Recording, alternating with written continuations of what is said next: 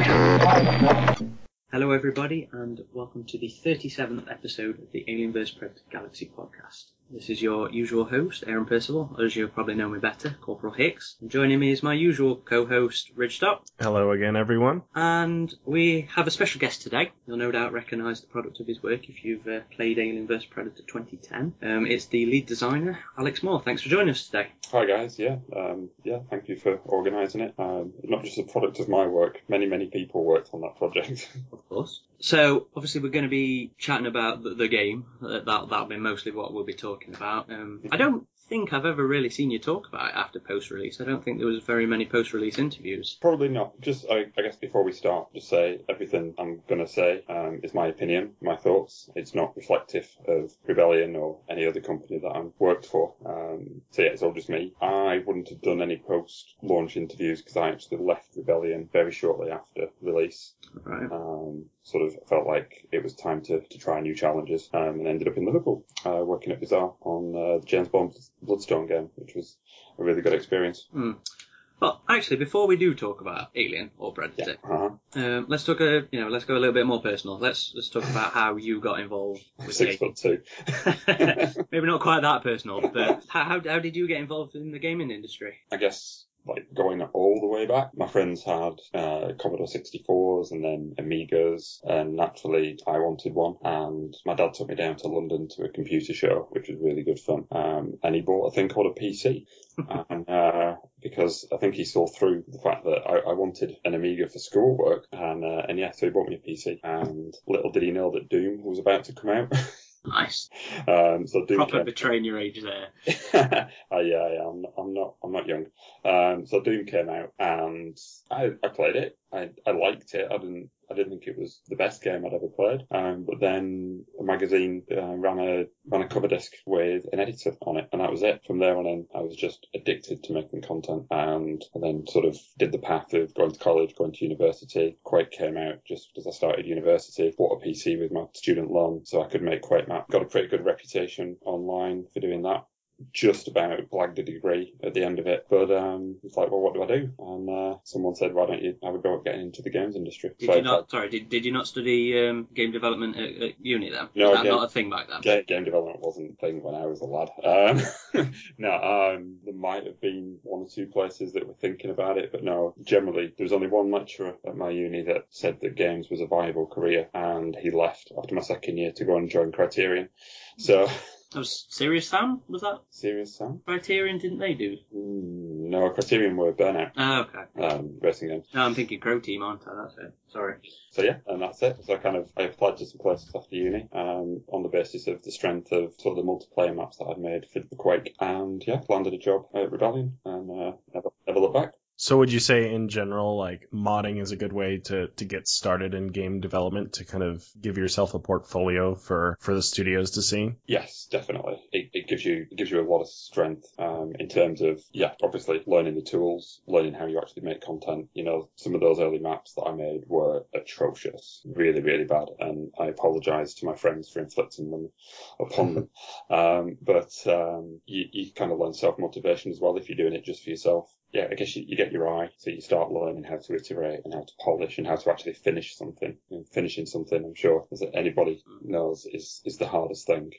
but yeah, it's really good. And obviously these days, there's so many engines out there for free that are fully fledged. You don't just have to make levels. So I'm very intrigued. I've not got round to it yet, but I'm very intrigued to look at SnapMap in the new Doom and have a go.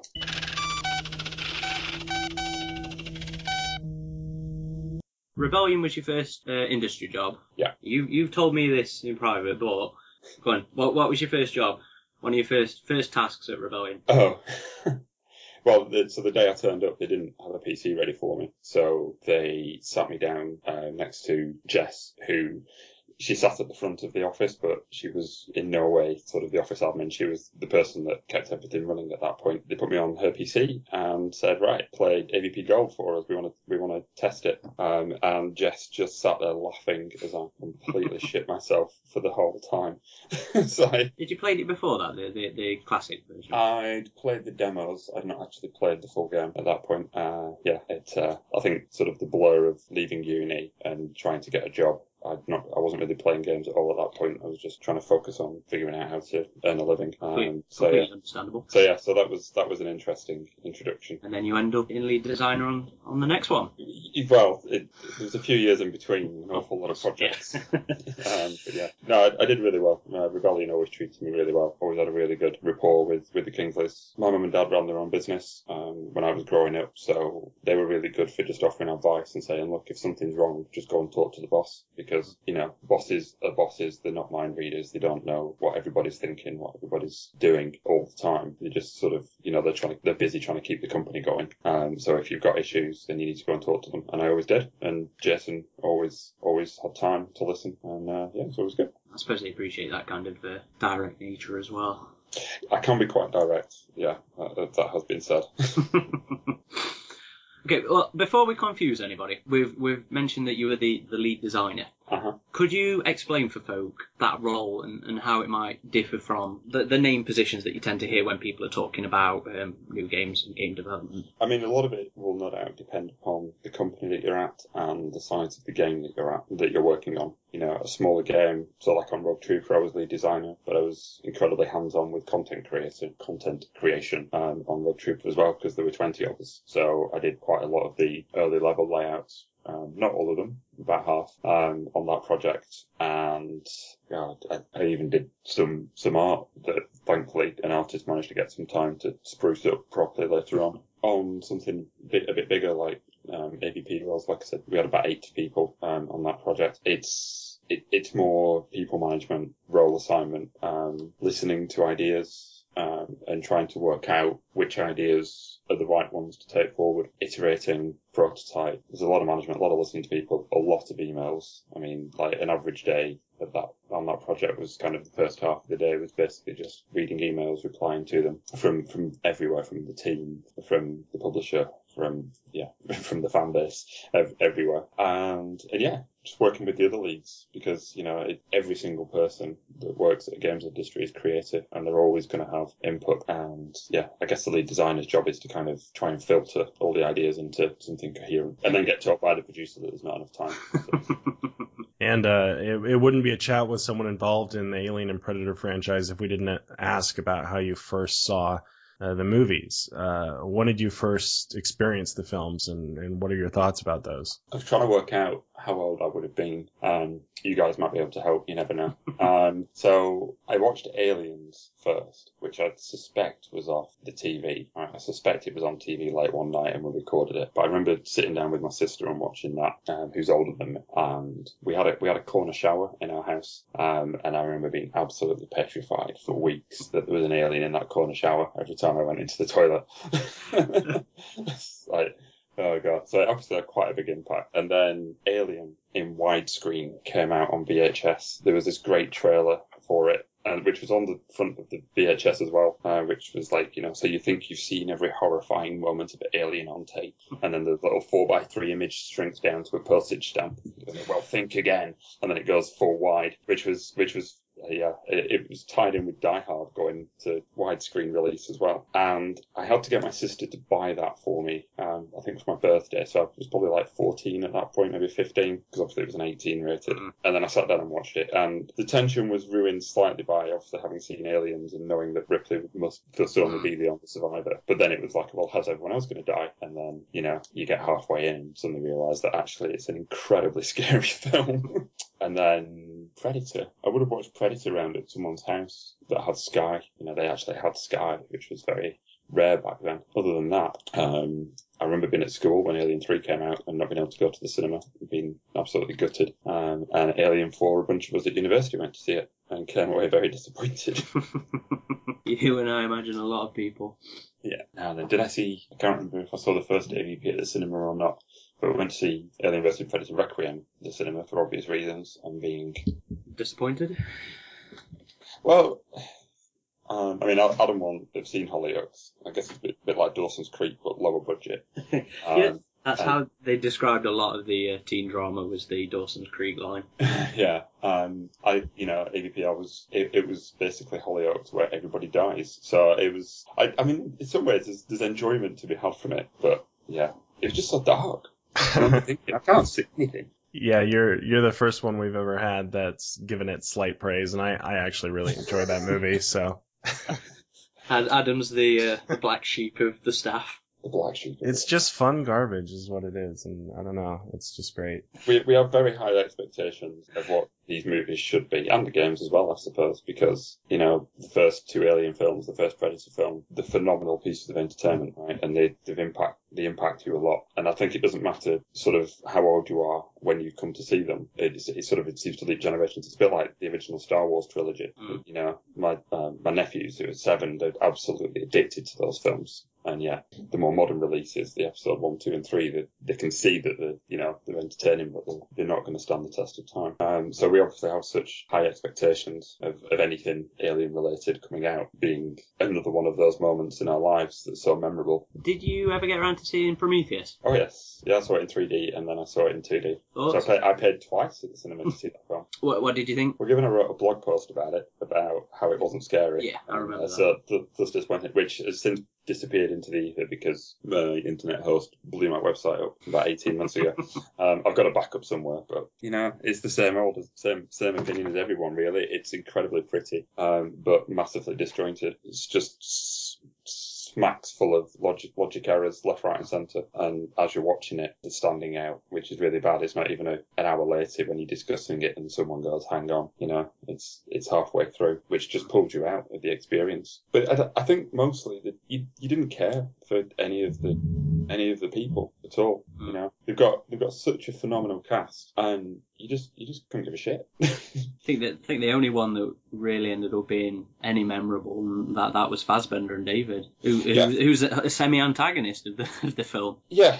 I mean, he played it very well, but it's hard to latch on and really care about any of them. And it's kind of weird that I don't understand why the Charlize Theron character, I'm sorry, I can't remember the character names at all. I can't really understand why her character had to be so one-dimensional and so just focused on being nasty. It's like she could have survived quite easily. There's no, you know, she could have become the one that you ended up rooting for because she was the underdog, right? She was the son that was never had. So yeah, I think like you were saying, with a franchise this big, there's just a lot of expectations all around, and for something as big as the Alien prequel, if they weren't just going to go all out with that idea, it was difficult to really meet those expectations for a lot of people. But with the Alien and Predator games, I mean, did you play any of those prior to working on AVPR and AVP 2010? What did you think of those? Well, obviously after joining Rebellion, I played through the classic an awful lot. And then, yeah, when AVP2 came out, we all played that because obviously way back when we wanted to do AVP2, and that didn't happen. Yeah, so we all played AVP2, and you know, it has some really good bits, some really good stuff in there. And then what else would have come out in the interim? You'd have had Concrete Jungle and the RTS. Yeah, I didn't play Concrete Jungle, did I? We may have. I think we looked at Concrete Jungle for reference when we started doing Requiem on PSP, but didn't really study it that much. What about some of the older ones then? Trilogy should have been a relatively big one, and yeah, you're going back a long way now. Yes, I will have played them at some point. I'm afraid I was never that devout into them. Did you ever try the Jaguar AVP? Did they have that at the office at Rebellion? Oh yeah. They had a few Jaguars still kicking around. Yeah, no, that was brilliant. Actually, because I mean, when I was like, I don't know, I guess 14 or 15, I was trying to save up for a Jaguar with my best friend, and the only game that seemed worth playing was Alien vs Predator.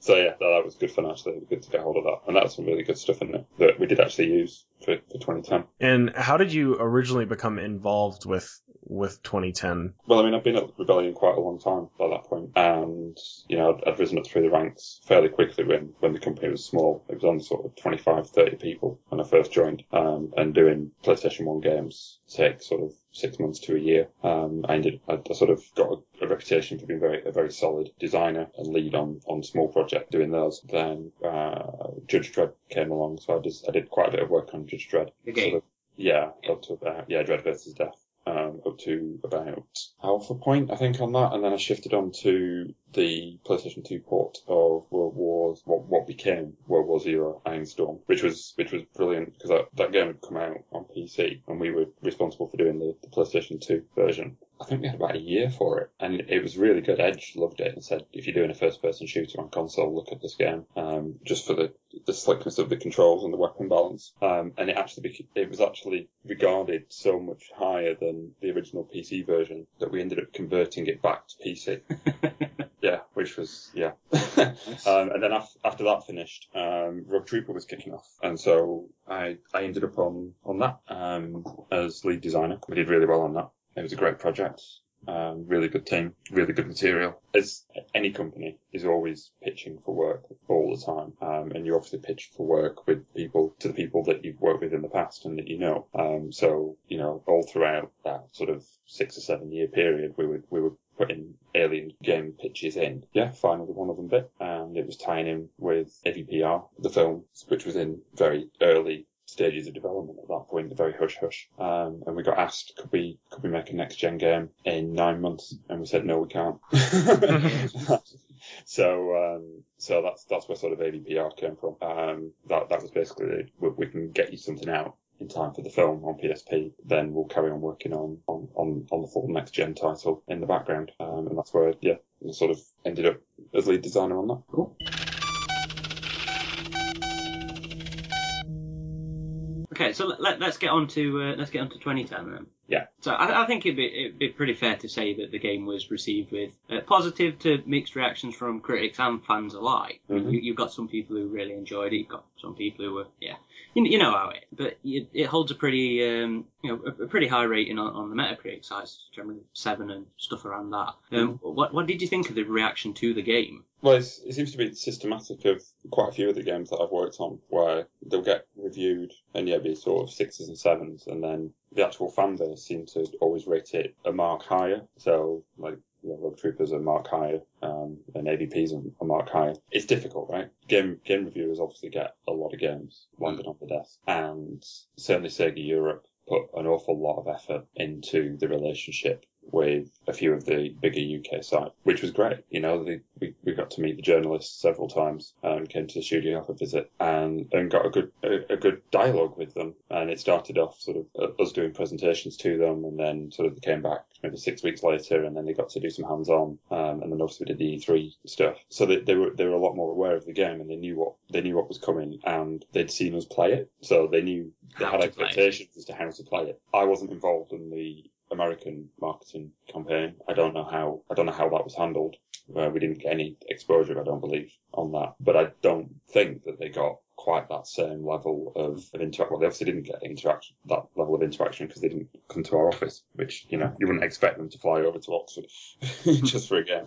And all they would have got really was sort of 10 minutes of me shouting at E3 until my voice gave up. So they wouldn't have had that expectation and that knowledge base, I guess. It's interesting certainly with AVP, because it's quite complicated to play, and it's quite a complicated concept that you've got 3 completely different species to play. One can walk upside down on walls, one can jump into trees, and the other one is the easy one to get. So I think some of the reaction came from that, and I think the Game Informer review said that he didn't like the fact that the alien could walk on different surfaces. I think that was the first main review to come out, and I remember there was a lot of fanboy internet shaming of Game Informer because they thought the review was pretty the guy obviously didn't seem to have much experience in the Alien versus Predator universe because he was criticizing the game for things that were kind of expected in that. So I thought the review was a little unfair, to be honest, when I first read it. But I remember being very sad. It's, you work on something for a long time. And I mean, the first game that I worked on, The Mummy, worked on for about a year, and it was the first time that anything that I'd worked on had gone out into the public domain. And then I think the first review came out and it was maybe a 4 or a 5. And I think I just felt so deflated. It's like you've been punched in the gut. It's like, what did I do wrong? Or what did we do wrong? As you get older and you work on more games, you realise that, if people don't like a game, then they don't like it. Mm-hmm. At the same time, if they're criticising it for various things, you can't say, well, you're playing it wrong, because there is no, you're playing it wrong. They're playing it how they want to play it. And if something's not right, then something's not right. And going back over AVP more recently, the Alien is very disorientating if you're not used to it. It's a very difficult learning curve. And possibly looking back, maybe we should have done a much gentler ramp in the single player. Should we have kept the Alien basically on the floor for the first 20 minutes and then said, oh, by the way, you can walk on a wall. And I was a bit caught up in people want to just run on every surface. And when you're working on something day in, day out, it's very difficult to get that perspective and that distance. Considering that it's the fourth, I suppose, AVP first person shooter, is there a sort of expectation of people, the people that are going to be buying this are the fans, are the people that have played the other ones? Do you ever sort of, you expect people to be aware of how it's supposed to handle? I don't think so. There was so much time between AVP2 coming out and, obviously internally we were calling it AVP3. It is a different fan base. We were primarily focused on Xbox 360 and PlayStation 3 as the release, because that was console was big at the time, then, wasn't it? Yeah, it was most likely to be the biggest market, which I think it was in the end. I don't ever recall seeing any PC sales figures, mind. I remember you chopped the tarts on week release for consoles. Yeah, it sold a couple of million really fast, which was brilliant. And yeah, but I'd like to say I don't know how well it did on PC. I think you got to go for like the James Cameron kind of approach with the sequels, where you've got to assume that people haven't necessarily seen the original. It's got to stand on its own legs. So the balance, of course, is making sure that you don't really frustrate and annoy people that are familiar with it all early on. If they spend 2 hours basically the legs chopped off before they can do what they want to do, then there'll probably be an equally loud backlash about that. So it's hard to balance. It's a very tricky balance. Personally, I thought that the wall walking worked really well for the Alien, and also, just my opinion here, I think it's a pitfall of a lot of modern games is I think often they try and make it a little too accessible to as wide a crowd as they can. They try and hold gamers' hands through things and eliminate the learning curve. And I think, I miss how games had learning curves. There were games that you actually had to fail a lot to become good at, and it seems that's kind of in the minority now. So things like that I personally don't have a problem with, and I'd actually like to see more of, like games that have dynamics that players are not used to and that they have to really learn how to master. Yeah, definitely learning to master something is good, especially because once you do learn it, you feel very powerful in it, and it rewards you for the investment you've put in. But yeah, I don't know. People have got so little time these days, and there's so many games coming out vying for your attention. If you're not going to click with something very quickly, then most people are just going to put it away. Trade it back in. Yeah. Okay. I would expect. I don't know. I wish everyone was like you, Adam. That'd be great. It'd make my life a lot easier. So.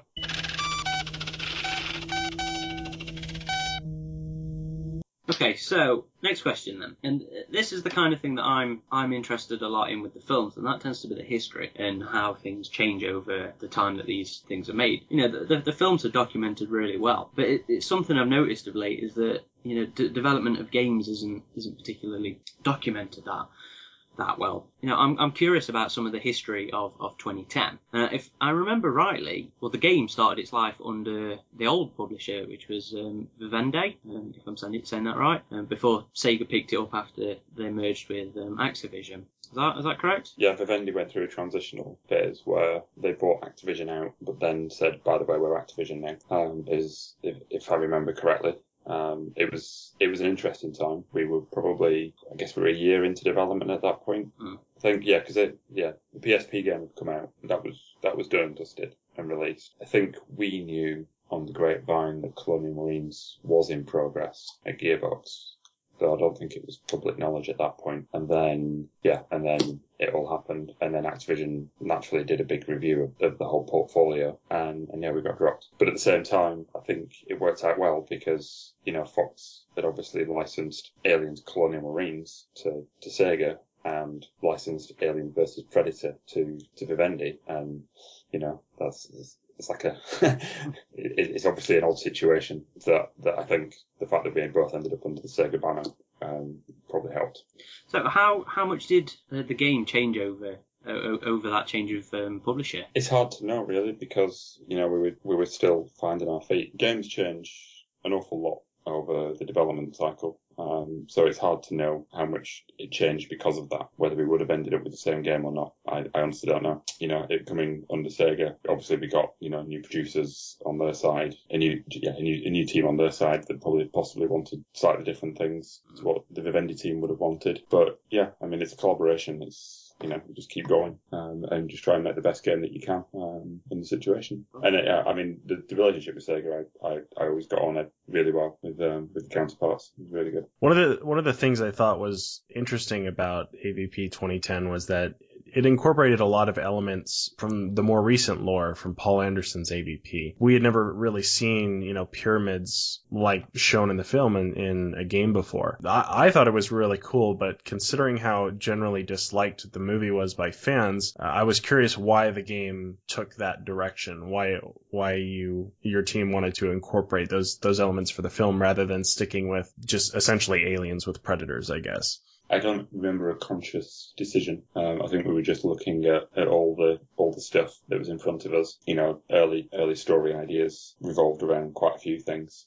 Interesting. I was listening to the podcast with Tim Levin that you did a while back. And it was interesting hearing him say about an idea that he'd had about the Sulaco turning up at Earth. One of our early story ideas was that the Predators had found the Sulaco and set a trap. But, I think one of the big things we got told early on from Fox, because obviously Colonial Marines was in development, was that we couldn't go anywhere near Hadley's Hope, we couldn't go anywhere near the Sulaco, and we couldn't go anywhere near the space jockeys. Oh, I was going to answer one of my other questions.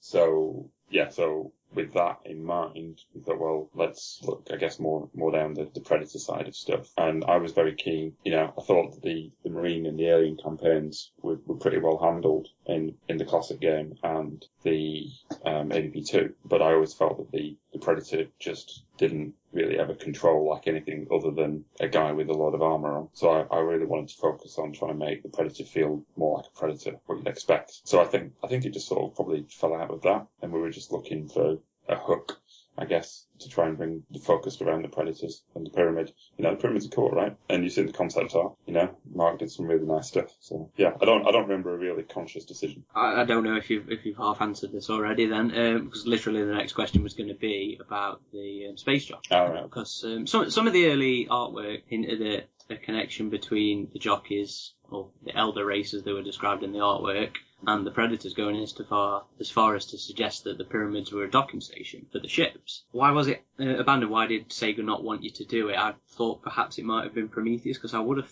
thought that would have been in production about the same time. I think that was 2009 they were working on that. I didn't know anything about Prometheus at that point. While we were making the game, it would have been Fox. Fox would have just said, there was a lot of, there would have been obviously scripts and stuff around, that they would have been privy to. It was just feedback from Fox, I believe, saying, when we pitched ideas, just, no, you can't do that. Real quick, I just had kind of a tangent question on that. How involved was Fox really in terms of, creative control? Did they just say, okay, you can't touch these number of things, but other than that, go nuts?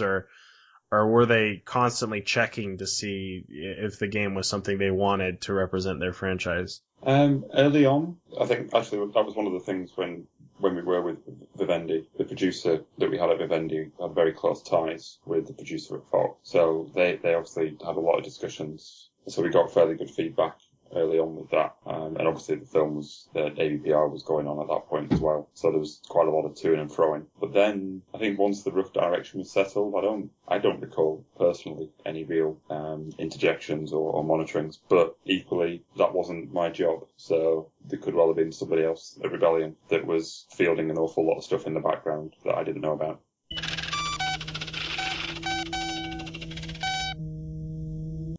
Next one's, I don't know, it could seem a little bitchy, this one, I'm not sure.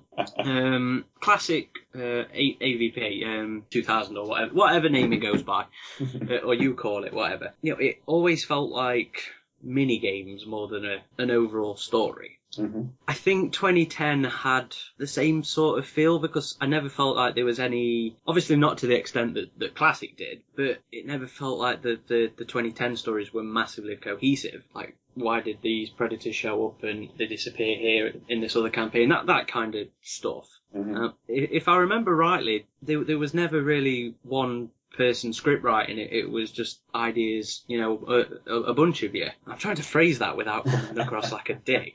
You know, I was wondering why you guys didn't have a writer for the game, basically. So we did have a writer, Gordon Rennie, who I'd worked with a lot. I mean, he's got close ties to 2000 AD because he's written an awful lot of 2000 AD. And he wrote the Rogue Trooper story for us as well.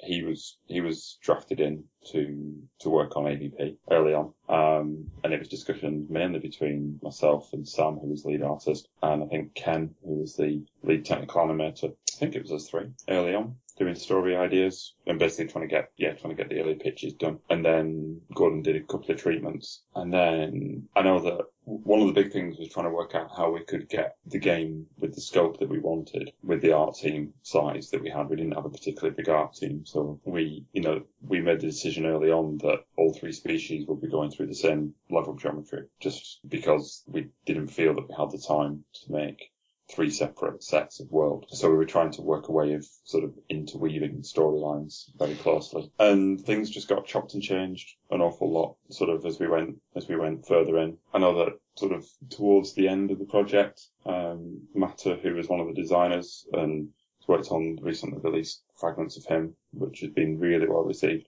He did a treatment for the story specifically on the marine side, I think, which I think we ended up using quite a bit of. But we'd already got an awful lot of cinematics sort of set up and ready and a lot of mocap done. So, you know, the later in the project you start changing the story, the more expensive it becomes to do that. And yeah, possibly just time, just getting the message across in the way that we wanted. We didn't get it right. I know that much. I'm sure we could have done better, but. Is there any particular things that you would have liked to have changed about that if you could redo it? Anything that stands out to you when you go back and play it? I think it would have been really nice if we could have done more with the alien before everything went. I seem to recall that really early on what we wanted, the alien story was basically going to be the first section. It was going to be more set. The Marine and the Predator were going to be very closely tied, but the alien one being more about you're the reason that everything has gone to shit on the planet. And we just ran out of time, I think. And, you know, doing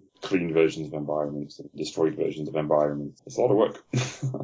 Yeah, I think that was it. That's probably the biggest. You know, in the game's defense as far as story goes, I think a lot of games effectively handle story by having it in the background and having the game focus more on the experience. I mean, it was one of the things I really liked about the first PC AVP by Rebellion, the 99, 2000, whatever, is that the story was there, but it was told by video screens and it was kind of told in background events. The game was more focused on the experience. I mean, the narrative was present, but it wasn't the focus of the game. It's one of the things that, I don't know if you've had much experience with the new Doom reboot at all, but that game, I haven't had time to play it yet. Yeah, that game handles that in the same way, I think, is that there is this backstory and this lore that you can look up through video logs and things you find and little hints in the environment, but the game is just kind of focused on the experience of what it is.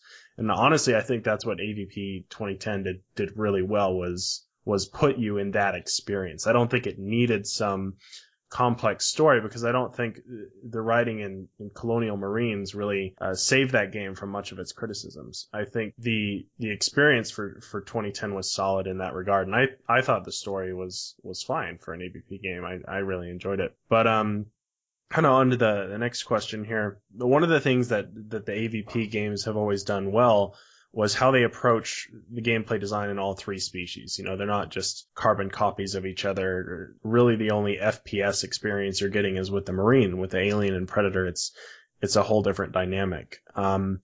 2010 kind of took it further, in which it was the first game that really had a melee-focused system. So we were curious as what designs led to that approach, and what did you think of its implementation in the final game?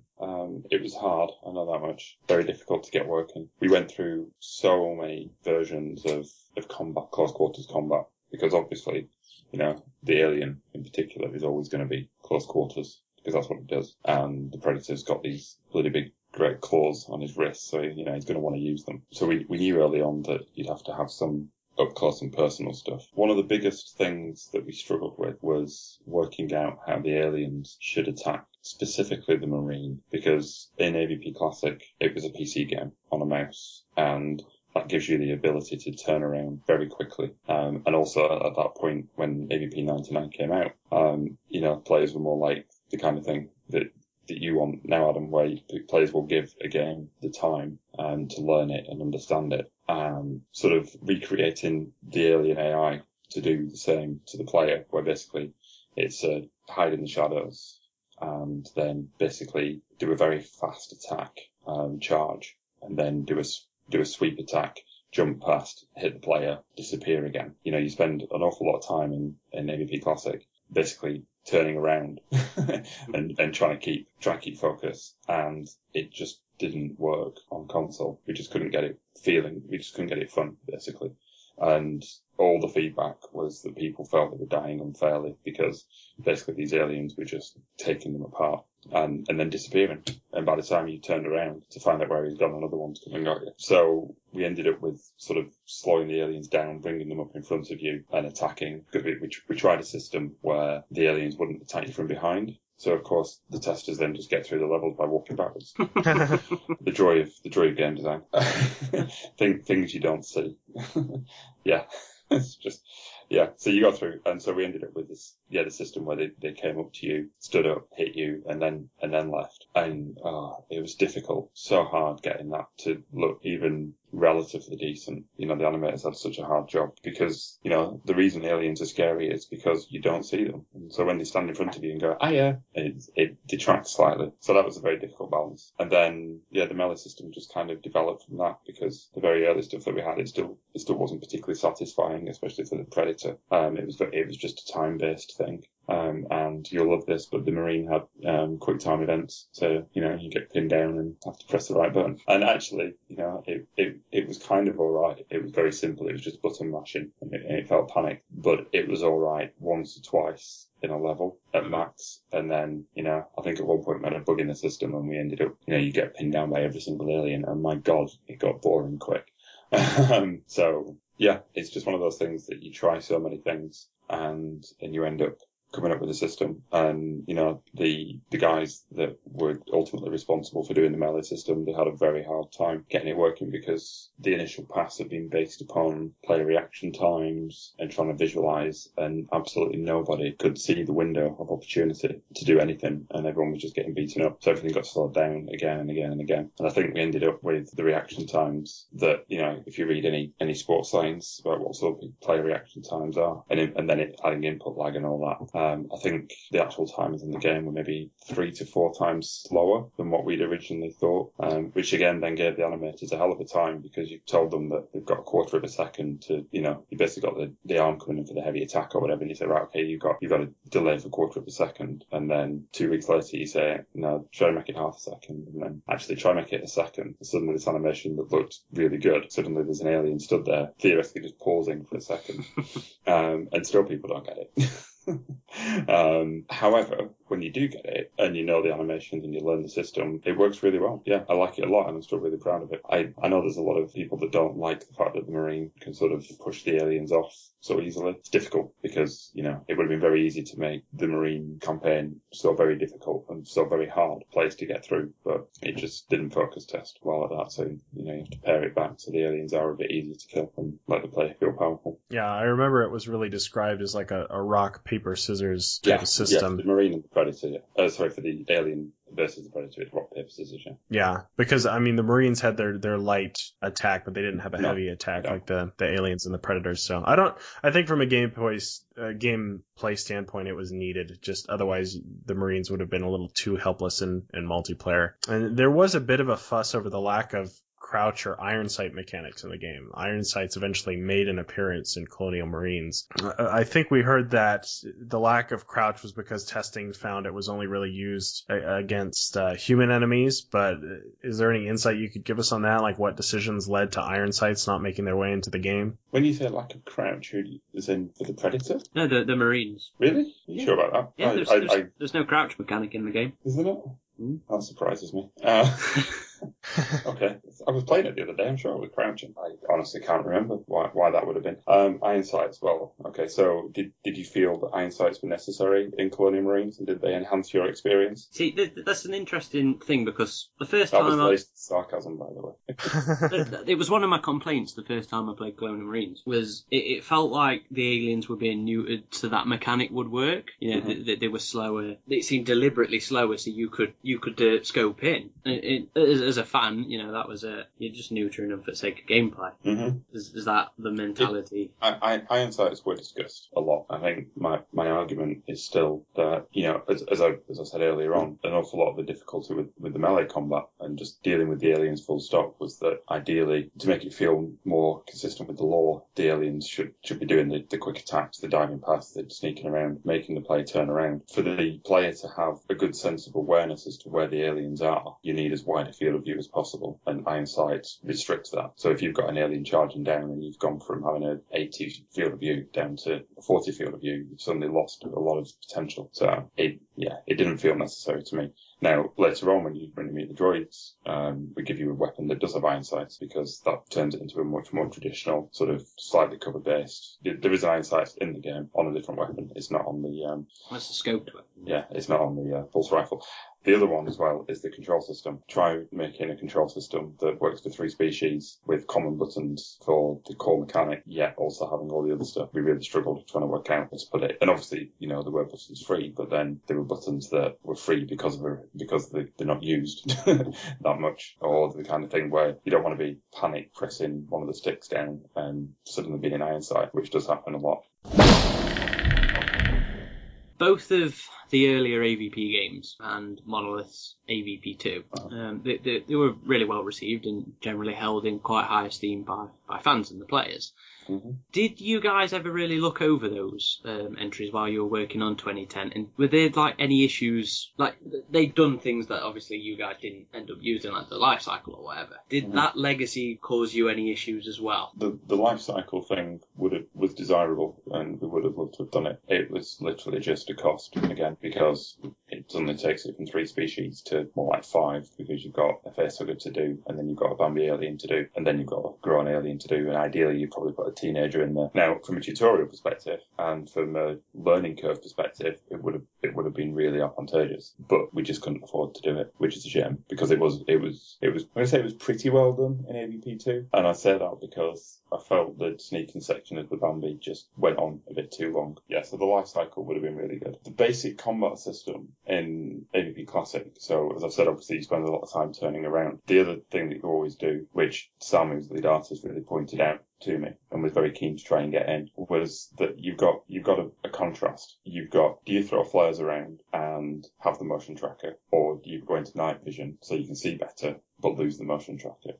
And that's a really beautiful bit of game design in AVP Classic. It works so well because you constantly don't know which one's better, because the flares kind of feel a bit safer as you make this little pool of light around you and you move around, and the night vision, but obviously losing the motion tracker is so phenomenal, such a big handicap, especially with the way the AI system works in AVP so Classic. random in Classic, wasn't it? We didn't put night vision in the end. We did have it in, and we just it didn't quite fit.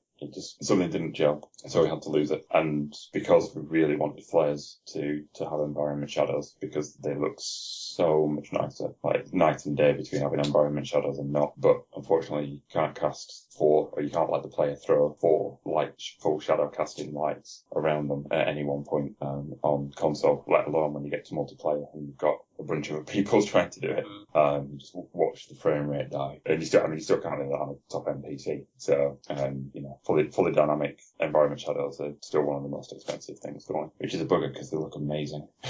Yeah, the game was really well optimized for PC. I know when I was first getting into PC gaming, like, me and my friends all got it, and for a 2010 game, the graphics were just incredible for the PC. You know, the 3 monitor support and everything. It was just really well done on that regard. One more bit about the legacy. One of the things I really enjoyed about the original AVP was eventually the action kind of made its way off the planet and into space. Like, you were on space stations and spaceships spaceships, and I was just kind of curious if that was ever planned or discussed, or if it was kind of budget constraints on that too. Like, was there ever a plan to have a mission on the spaceship that eventually showed up later in the game? Kind of the opposite. We were going to start the Marine on the spaceship and do the tutorial on the spaceship, but yeah, decided we had to cut it because we didn't have the hard time to do it, really. Though I don't actually remember us ever even blocking it out, but it was definitely discussed early on that you'd start on one of the ships. I haven't played it because I've yet to be able to find one at a reasonable price, but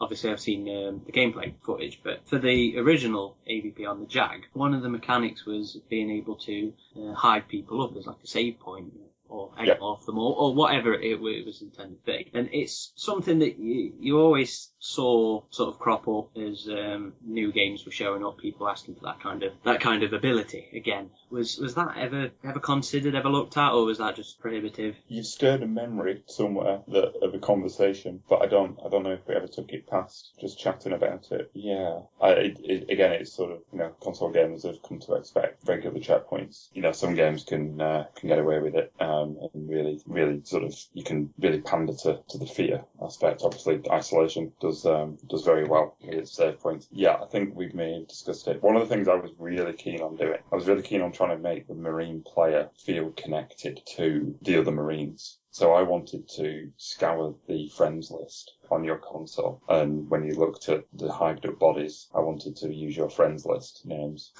as like identifiers. But I don't think we were allowed to do it. I've got a feeling data protection. I don't think you can't get access to that level of information on the system. From what I remember, I don't know. Or someone else said that's a really stupid idea because people have really stupid nicknames. I can't fully remember, but I was always keen on that. One of the points of contention that fans had towards the game was the trophy system. On one hand, it was really cool from a visual point of view. You got these, awesome, brutal kills, and on the other, it offered kind of what some people consider to be a cheap insta-kill button. Personally, how well do you think the feature was added into the game? It's one of those things that you write in a doc where you discuss with the team as to, let's try doing this. And then the team members go off and you kind of almost forget that it's in progress. And then a week later, a bunch of people are suddenly gathered around the monitor and it's like, what's going on? And you go to the animator's monitor, and it was Mark Bradshaw who did the first one. He was vegetarian and the nicest, softest,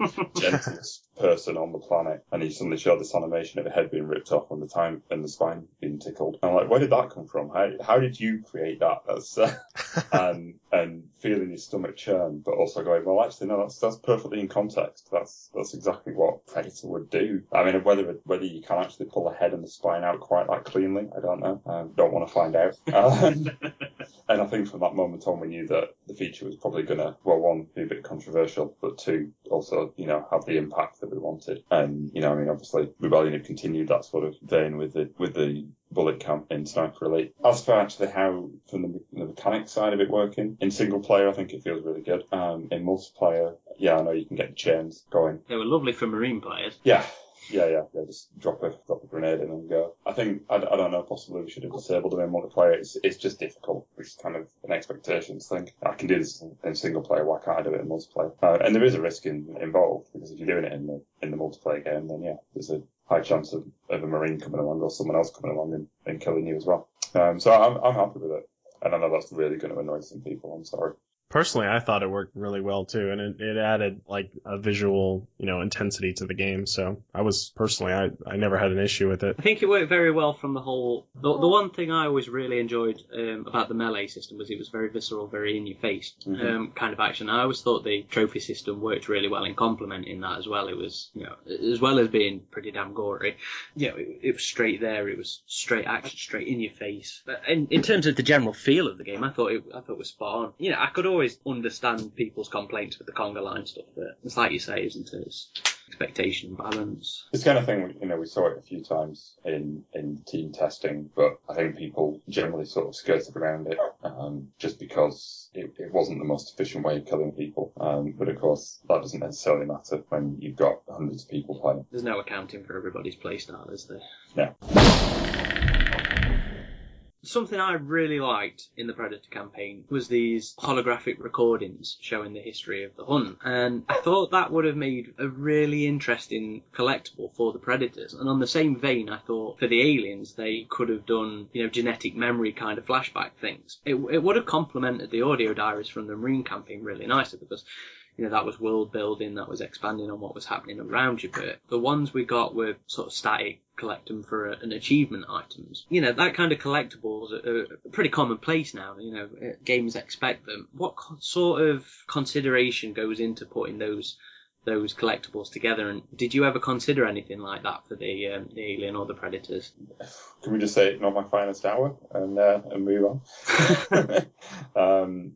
Yeah, we could have done more. It was one of those things, for some reason, I always just got a complete block on what we could do for the collectible side of things. I mean, the audio diaries for the Marine were pretty obvious. The holographic stuff was just, at the time, we were just focused on using it to tell the story. I don't recall it ever becoming, or anyone suggesting that it could have been a collectible. Yeah, it's a nice idea. Go back and do it. Patch it in. And then I remember really struggling to work out what the thing for the alien would have been, and also the logic of, well, an alien doesn't collect anything, he's not walking around with a little backpack. And I know that smashing the royal jelly containers wasn't the most satisfying piece of gameplay ever. So yeah, not my finest hour on that one. I'll hold my hand up, that was my fault. Fair enough. There's probably about 3 of the designers on the team pulling their hair right now going, I told you we should have done such and such.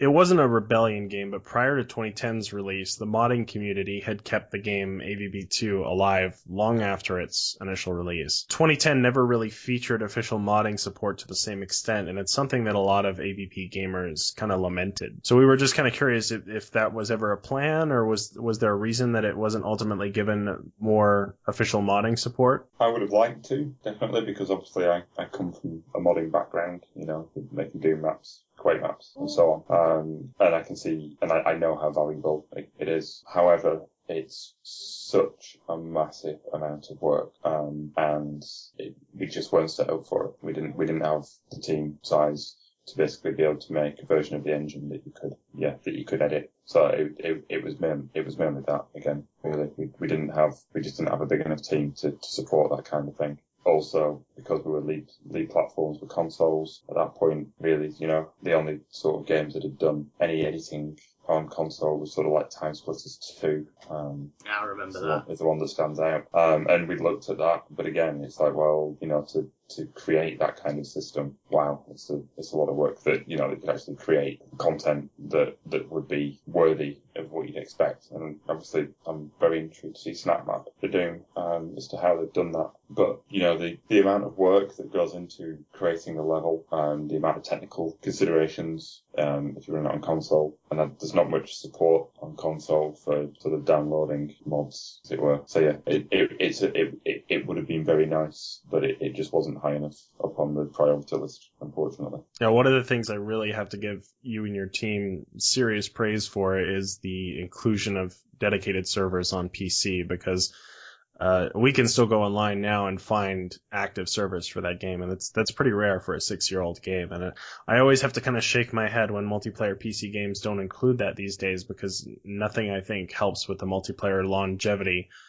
more than that. So that was awesome that you guys did that. I can't take the credit for that. I don't know exactly who that would have been. Whether that would have been Tim's call, or Kevin, who's the head of programming, or whether that would have been Andy or Morgan, who were the sort of the lead coders. I don't know who I can attribute that one to. But yeah, that wasn't my call. I supported it, but it wasn't something I pushed for. Okay. Gotcha. Well, I think that was a little while after release, if I remember. Okay. Yeah, I would have left Rebellion at that point. So yeah.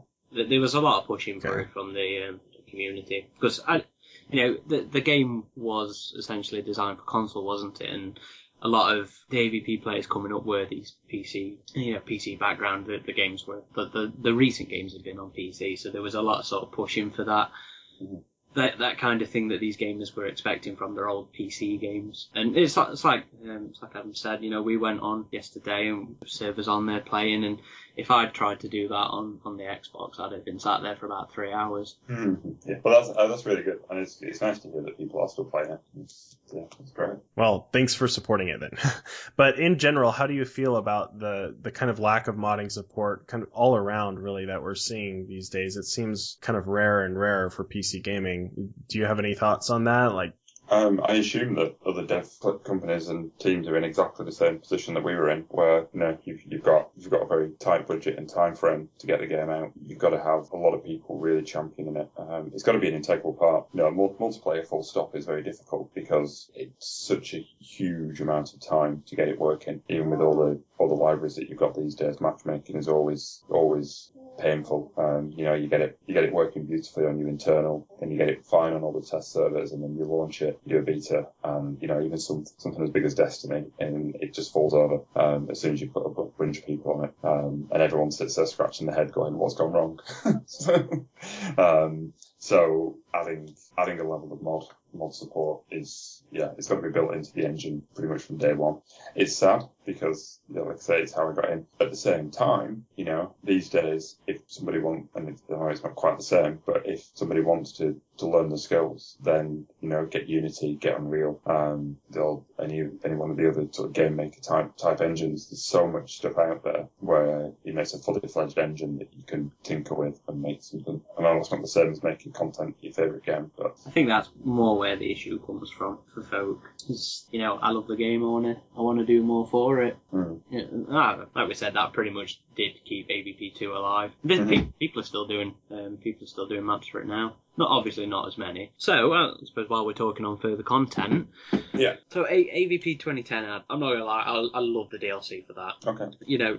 Everybody thinks DLC is evil nowadays, but it's commonplace. And the two that you guys put out, I really enjoyed. If I remember rightly, they were more planned, but that never came to be. I was hoping you could just tell us a little bit about what new content was planned. I can't, because I'd left Rebellion. So the DLC that came out with the game I knew about, because usually sort of when you're doing your release, you've got your day 1 stuff ready, you've got your day 30 stuff ready, and then you've got your kind of day 90 stuff sort of well in the pipeline by that point, just because of the amount of time it takes to get stuff through approvals. So I knew that stuff was going on, and I saw what the guys were doing, and played most of it as well. But after that, no, I'm afraid I've got very little idea as to what else is planned. Okay. Fair enough. This might have been after you had left as well, but the console versions of AVP never received the final patches that the PC version did. Sega dropped all the support from the console patches and future DLC before most people thought that they would. So there were some rumors floating around that Sega was in the midst of financial trouble with Colonial Marines and wanted to focus on that going forward. Is there anything that you can comment on regarding this, and do you feel like they didn't give your team the resources you would have liked because there were 2 games in development at once? I don't think Colonial Marines would have impacted on us in that regard, because that was Sega America, whereas we were Sega Europe, and certainly at that point they were very separate entities. You always want more time. You always want, it doesn't matter what game you're on, you always want another few months just to do it a little bit more, or, add something else in. Every dev team on the planet wants more time. So, we knew what our deadline was, and we got the game done in that for it. Yeah, it would have been nice to have done more. We needed to come out, and we came out, and we did pretty well. So, as for the consoles not getting the patches the PC got, from what I remember, there was quite a lot of there's a lot of stuff sort of with the platform holders with both Microsoft and Sony, I believe, at that point, where if you wanted to release too many patches, they got suspicious. They were like, well, why didn't you finish it? Why didn't you get the game right before you released? And so I believe, I could be completely wrong, but I believe that the cost goes up incrementally. The first few patches cost quite a lot anyway. From what I remember at the time, it was like $10,000 per SKU. So, we're released in 4 different SKUs, I think, 3 or 4 different SKUs.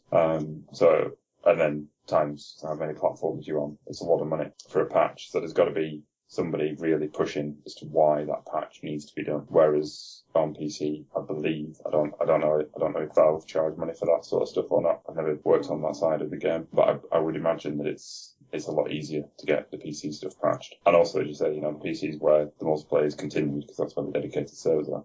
And other than what we've discussed already, was there any particular challenge or achievement from AVP 2010 that sticks out in your memory? Well, I've said it a few times, I think. I don't know how publicly, but we did a lot. We did an awful lot. The team hit about 80 people. Sort of in the final year, but we were going for a couple of years before that with a much smaller team, and we got 3 completely different species in a game working next gen, and we stuck multiplayer on there as well in about 3 years, whereas there's a lot of games out there that take twice as long and don't do half as much. So I'm really proud of all the work that everybody put in. We did some overtime, but we didn't do anything like some of the stories that you hear from other dev houses, and still get on with a lot of the people that are in the team, still on my Facebook, still trade insults here and there. We've all split up all over the place. So yeah, just really proud of it in a lot of ways. Yes, there's a few things that possibly would have done a bit differently, but otherwise,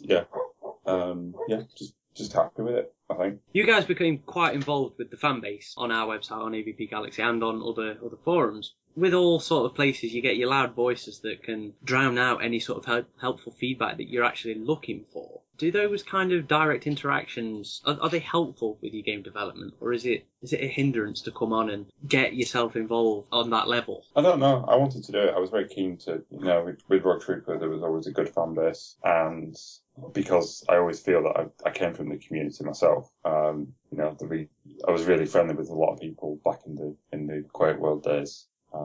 Sort of like the late 90s, and that was tight knit, and we all sort of relished waiting for somebody else's work to come out. And there's people still making maps these days. It's phenomenal. Yeah, it's difficult to say whether it's a help or a hindrance. I just wanted to give something back, and you've got a lot of people on the team always giving you ideas, and it's my job as the lead designer to listen to as many ideas as possible and try and make something coherent out of it.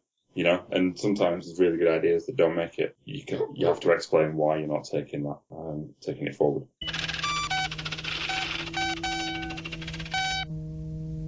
So 2010 clearly sets itself up for a sequel, but obviously we never got it. That kind of stuff generally gets, bandied about a little bit before, in the studios. So I was wondering if it ever did come up, if there was ever a direction being discussed, if the series had have gone. We got some rough ideas, I think. I don't think we got so far as actually putting a story together. I was doing some prototype work, definitely, but more on sort of different AI systems for the aliens and how they get in. Because obviously by that point we got a mature engine, and I got a bit of free time on my hands because I knew I was leaving. So yeah, just sort of tinkered really. But as to whether anything official ever went forward, I honestly don't know, because I'm afraid I'd left. But I did have really good fun messing with the engine, because I'd not really got much chance to make a great deal of content on the game. I did the alien tutorial in the end, and ended up taking that. That was about it, really, from what I can remember, as to actual stuff that I made that would have made it into the final thing. And it was good fun, actually. You ever sort of miss that? Messing around? Yeah, well, no. It's you rising the ranks, and you're playing less with what you started doing, what you were doing it for. Yeah, definitely. Yeah, you miss content creation. I'm actually doing a lot more content creation these days than I did when I was a lead. So you're doing freelance work at the minute, is it? I'm doing freelance work, yeah, but mostly for the same place. Really good little studio in Liverpool called Fire Sprite. Hello, guys. Not that anyone will ever have listened. Not that anyone will listen this far. They'll just laugh at the fact that I've done a podcast. What's wrong with podcasts? I was actually really big into Wipeout HD and Fury. So that's all those guys, right? It's some of them, yeah. They're splintered into sort of 2 or 3 companies, where one of them's Playrise, that's also doing really well. They did Tabletop Racing and Fire Sprite. Some of the guys went, I forgot the name of the company. Soulfly. They did Soulfly, but then they merged with Starship. But there's quite a few little micro companies sort of in and around Liverpool, and it's a really good little thing. And there's just so much talent. Yeah, working with people that worked at Signosis on Shadow of the Beast. no less. It's brilliant. I am walking with giants these days. Right? Definitely still hoping for another Wipeout one of these days. But I did have a couple questions on AVPR for PSP real quick. You were listed as a design consultant. I think you said Fox approached you about this game. Was that right? Like I said earlier, any company is always pitching games left, right, and centre. Because, especially when you've got as many people as Rebellion had at that point, I think they had about 200 people in total. You've got to know where your money's coming in from the next project. So you're always looking for the next project. So I think we got a sniff that there was maybe an AVP film coming, and maybe some like secret discussion somewhere or down a pub that it might be about a predator crash landing on Earth. So we ran with that, and we put a prototype together on next gen. As a first person? First person predator. Yeah, as a pitch. And it was very obviously a prototype, but it looked really good. And we put it in front of them, and they said, "How did you know that?"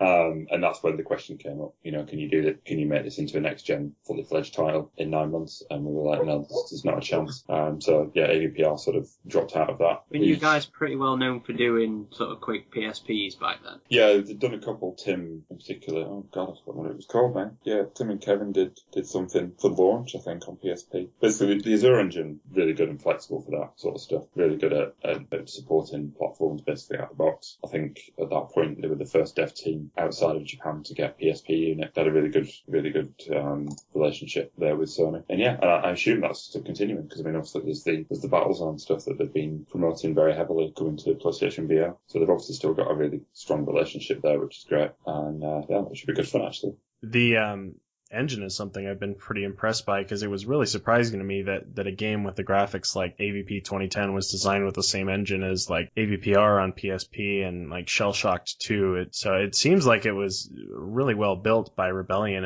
and robust and versatile. Are they still using it on the I assume they probably are on the Sniper Elite series? Yeah, I'm pretty sure there was some banter on Twitter recently where I think somebody asked Jason if they were using Unreal when they did the Sniper 4 announcement, and I'm pretty sure he replied saying no, we're using our in-house Azure. It's pretty mature these days. It's been going for a long time. Things will continue being added. I very much doubt it's the same beast that we used on AVP. Will it just continue getting better and better? And we did have one final question on AVPR.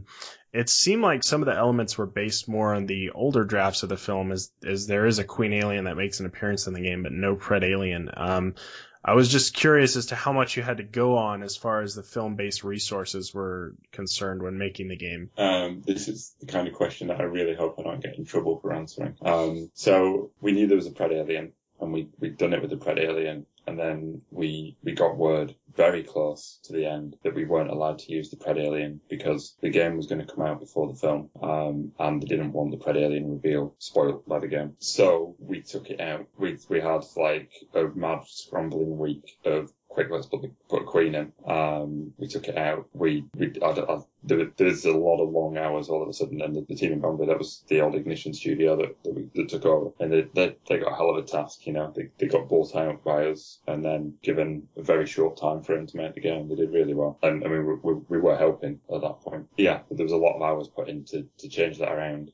And then the first trailer for AVPR dropped, and it had Pred Alien in it. Yeah. We were like, what?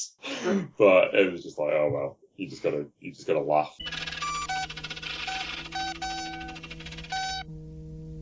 I've got to ask, you've played in the sandbox. Have you played the games that came after yours? What did you think of Clone and Marines? What did you think of Isolation? Yes, I have played them. I haven't finished either of them. So there's that. Colonial Marines, I was trying so hard to get through. I was like, I'm going to finish this because I've known about the history of that game for a long time. So, and seeing the resources that Gearbox were given, access to Sid Mead, access to the writers of Battlestar, etc., etc., etc. Yeah, I had to play it and find out. And, wow, interesting, to say the least. There's obviously a lot of stories about the development of that game. Maybe one day someone will be allowed to talk about I feel sorry, to be honest, for the team involved because, I mean, it's like any game that's hyped up so much, you're never going to hit the expectations. But obviously, some bad decisions were made somewhere along the way. And yeah, it's a real shame. But most of the point, you start the game and the pulse rifle's got, 40 rounds in it? And my heart just sank. It's like, all the nonsense that Randy came out with about how much he cares about the license, and you've done that. No. What did you think of the comments that he made people sued them for misrepresentation. Yeah, and he responded saying it was vindictive and wasted time. What do you think of those kind of comments? Is that that kind of response to a game, I guess, to advertising? Sorry, real quick. I think the suit came from the fact that they used an entirely different game engine for their E3 premiere of the game for the level they had set up. It was an entirely different engine that they ended up using. So a lot of people felt that the way they premiered the game, even if it was in an earlier state, was a little too deceiving. Yeah. The Twitter rage that kicks in for certain things that just seems so vastly out of proportion as to the real issues that are going on. I think this is one of those things that, becoming a parent changes you. It really makes you look at things with a different perspective. And I can understand fully how disappointed people were at that game. Seriously, none more disappointed than me because I wanted to make that game. We obviously pitched for Colonial Marines several times. It's sad to see it in the state that it's in, but to go as far as to try and sue somebody over it, because ultimately it's £40 or $60. It's not the end of the world. So I think possibly that's a bit overreactionary. That's my own personal opinion. Of course. And I'm as disappointed as anyone in that game. I think I kind of worry about Randy Pitchford a little bit. I think he's obviously got himself into a pretty bad place, and kind of hope he's all right. I don't know what he's like to actually work for. I've never actually met him, but he said an awful lot of things. Obviously, in the lead up to the game, he promised an awful lot that they didn't deliver. And then I think you were saying earlier about the fan base and interacting with them. Is it a help or a hindrance? And I think possibly in that case, it's probably hindered him somewhat. Because they made some great games. Well, after that debacle, I swore off them. That's just me being vindictive, I suppose. Okay, on to cheerier, because, I'm hoping it's going to be cheerier. Isolation. Oh, sorry, Isolation. Yes, Isolation. Yeah. Isolation's much cheerier. In the sadistic sense. The guys at Creative Assembly did an amazing job. Certainly in the feel of the game and the aesthetic, it was phenomenal. They did really, really well there. And they were very brave. They managed to they managed to pull off the whole, you can die very quickly, which, in a lot of ways, it's the truest sense of what you'd expect an alien to be. It is intelligent. It's not going to just come running blindly at you as you fire at it, is it? It's going to hide. It's going to wait. It's going to pounce. So in that respect, really, really good. However, the reason I've not finished it is because some of the level design, it just felt dragged out. Some of the level design just got really, really monotonous. And it's like, come on, guys, you don't need to drag the game out to be a 25-hour job. It would have been, I think if it had been more like a sort of a 10 or 12-hour experience, then I think it would have been absolutely phenomenal and really up there. But I think as it is, they just dragged it out a bit too long, which is a shame. I suppose there's some concern over largely being a single-player game, though, isn't there? Yeah, it's difficult. It might not have been the decision. I don't know. I wasn't involved in the process. You've run us out of our questions. Okay.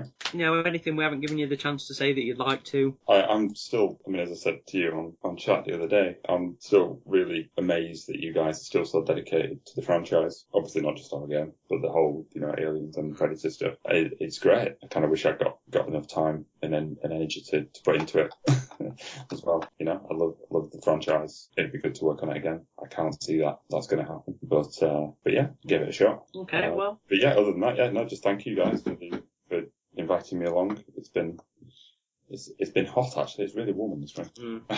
But no, it's been good. It's been a nice little chat. Well, thanks for coming on. And hopefully I've not bored everyone to tears, and there's actually something interesting to listen to. Thanks for listening, everybody. I would just like to point out that we were actually joined by a fourth guest. You might have heard some of his little squeaks and noises throughout. Alex's little boy Albert was there for most of that. So some of his contributions might have made it through the editing. He wasn't too happy with his dad talking AVP throughout the night. But I would like to say thank you once again to Alex. We do really appreciate people such as yourself taking the time to come and talk to a couple of nerds about, Alien and Predator. It's a bit of an exciting time at the minute. There's lots of Alien Covenant news and lots of the Predator news currently cropping up. And of course, there's Dark Horse's Life and Death series that are out. So there's lots of stuff to keep track of. So make sure you keep an eye on the front page on www.avpgalaxy.net or on the Facebook page or the Twitter page. We're plenty of social media channels that you can keep tabs on us on, depending on which one you're on. So it's at AVP Galaxy for Twitter and Aliens vs Predator Galaxy on Facebook. And we also have the Instagram now too. Of course we do, yes. And that is just Alien vs Predator Galaxy as well. And that's a relatively recent thing. It's doing alright so far. So yeah, that's it. So, this is Corporal Hicks. And Ridgetop. Signing off.